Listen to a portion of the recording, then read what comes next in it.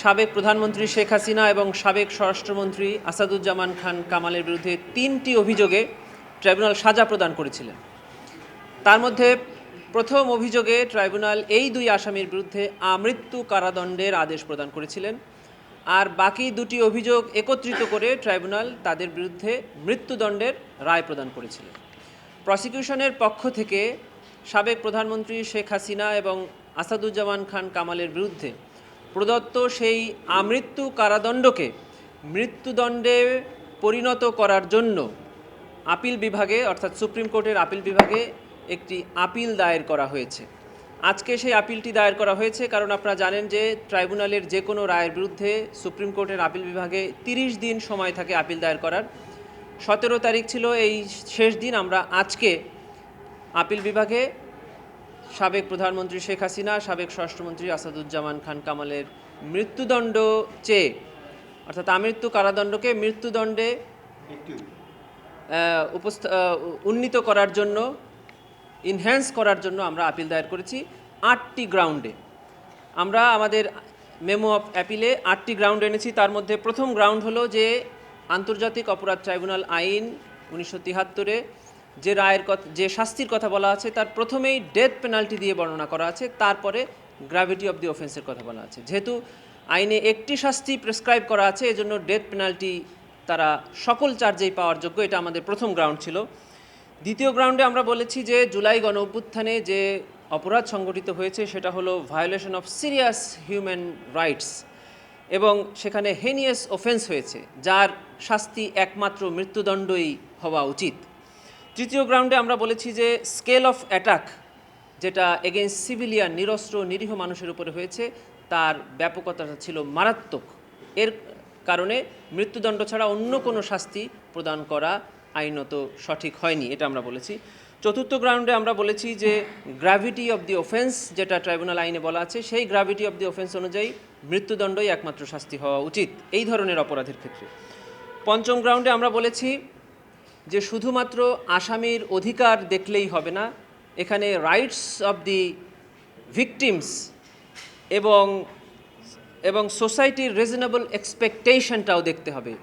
একটা সমাজ এই ধরনের অপরাধের কী ধরনের শাস্তি প্রত্যাশা করে এবং ভবিষ্যতে এই ধরনের অপরাধ প্রবণতা বন্ধ করার জন্য আদালত কর্তৃক কী ধরনের শাস্তি প্রাপ্ত হলে বা প্রদত্ত হলে সমাজ এই ধরনের অপরাধ থেকে মুক্ত হবে, সেই সোশ্যাল এক্সপেকটেশনটাও আদালতের দেখা উচিত ছিল, অর্থাৎ মৃত্যুদণ্ড প্রদান করা উচিত ছিল।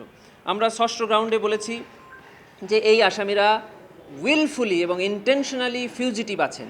তারা জানছেন যে তাদের বিরুদ্ধে এই ট্রাইব্যুনালে মামলা চলছে, সাজা হচ্ছে, অ্যাপিলের মেয়াদ 30 দিন। এগুলো জেনেই তারা নিজেদেরকে পলাতক রেখেছেন এবং পলাতক থেকে বিভিন্ন ট্রায়ালে বাধা প্রদান করার জন্য বিভিন্ন বক্তব্য, বিবৃতি প্রদান করে যাচ্ছেন।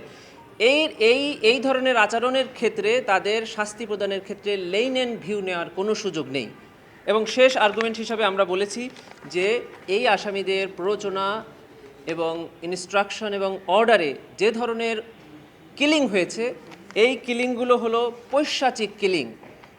তাদের নির্দেশে এই যে সারা দেশে 1400-এর অধিক শহীদ হয়েছেন, 25,000-এর অধিক আহত হয়েছেন, এবং এই চার্জ 1-এ আবু সাইদ, যিনি এই জুলাই গণঅভ্যুত্থানের পাইনিয়ার ছিলেন, আবু সাইদের হত্যাকাণ্ডটিও জড়িত। অতএব চার্জ 1-এ তাদের জন্য মৃত্যুদণ্ডটাই ছিল ন্যায় বিচার। সেটি যেহেতু ট্রাইব্যুনাল দেননি, এই সকল গ্রাউন্ড উল্লেখ করে আমরা আপিল বিভাগে তাদের মৃত্যুদণ্ড চেয়ে আপিল দায়ের করেছি। আপনারা জানেন যে আন্তর্জাতিক অপরাধ ট্রাইব্যুনাল আইনের 21 ধারা মোতাবেক আপিল দায়ের করা এটা অ্যাজ অফ রাইট। অতএব যেখানে অ্যাজ অফ রাইট আপিল দায়ের করা হয় সেখানে শুনানির প্রয়োজন হয় না। এটা দায়ের করা মানেই আপিল গৃহীত হয়েছে মর্মে ধরে নেওয়া হয়। আপিল নিষ্পত্তির জন্য একটা শুনানি হবে, তার জন্য আমাদের আইনে পরিষ্কার করে বলে দেওয়া আছে যে 60 দিনের মধ্যে এই আপিলটি নিষ্পত্তি করতে হবে। আমরা আফটার ভ্যাকেশন আমরা ট্রাইব্যুনালে আপিল বিভাগের চেম্বার জাজে এটাকে দ্রুত হিয়ারিংয়ের জন্য অর্থাৎ ফিক্স করার জন্য আনবো, তারপরে মেনশন করে আমরা যত দ্রুত সম্ভব, যেহেতু আইনে 60 দিন বলা আছে, আশা করছি তার আগেই অ্যাপিলেট ডিভিশন এই আপিলটি নিষ্পত্তি করবে।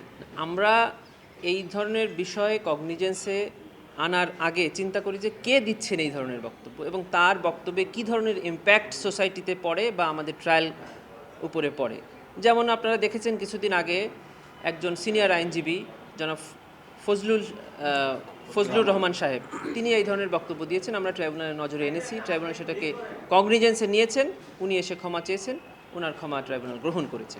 এরকম যখন যেটাকে আমরা মনে করব যে হ্যাঁ এটা আমাদের বিচার ব্যবস্থাকে বাধাগ্রস্ত করছে বা দেশের আইন বিচারকে ক্ষতিগ্রস্ত করছে, তখন আমরা ক্রমান্বয়ে নিয়ে আসবো। সবগুলোকে আনলে এটা আবার আদালতের সময় নষ্ট হবে।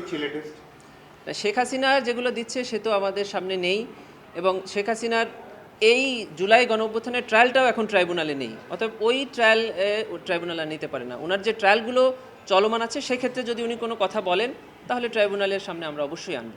যদি কোনো আসামি রায় প্রদানের 30 দিনের মধ্যে গ্রেফতার হয় অথবা সারেন্ডার করেন, তবেই কেবল তারা আপিল বিভাগে আপিল করতে পারেন, আর কোনো আপিলের সুযোগ নেই। দেখেন, এটা একটা প্রসিকিউশনের স্ট্র্যাটেজি, এটা চিফ প্রসিকিউটর মহোদয় নির্ধারণ করেন যে কোন মামলাটি উনি আগে নিয়ে আসবেন। যদিও অপরাধের গ্র্যাভিটির চিন্তা করলে যারা ফিরে আসেনি তারা এবং তাদের যে আত্মীয় স্বজনের এই যে ক্ষতি, তারা হলো রিয়েল ভিকটিম, এগুলো অফেন্সের ক্ষেত্রে বেশি হেনিয়াস। কিন্তু আমরা এগুলো কেন নিয়ে এসেছি? কারণ প্রমাণের ক্ষেত্রে যারা ফিরে এসছেন এই ভিকটিমরা নিজেরাই এই ট্রাইব্যুনালে সাক্ষী হচ্ছেন বা হয়েছেন, এটা প্রমাণ করার জন্য এবং আইন সিদ্ধ, যার কারণে আমরা এটা নিয়ে এসেছি। আর যারা ফিরে আসেননি তাদের তদন্ত চলছে, এগুলোও ক্রমান্বয়ে চলে আসবে।